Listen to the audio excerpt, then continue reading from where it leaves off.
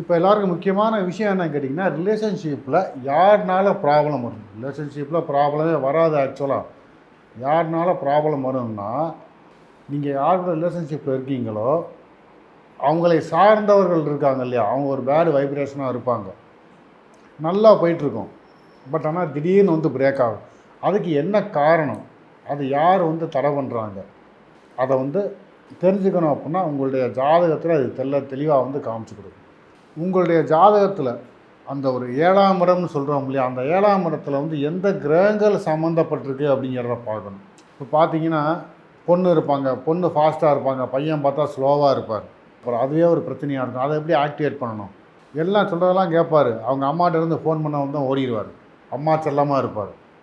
அந்த மாதிரி ஒரு விஷயங்கள் இருக்குது. ஸோ உங்களுடைய 7ஆம் இடத்தை இருந்து 5ஆம் 7ஆம் இடங்களை வந்து நம்ம செக் பண்ணுறப்ப அதுக்கான விஷயம் தெரியும்.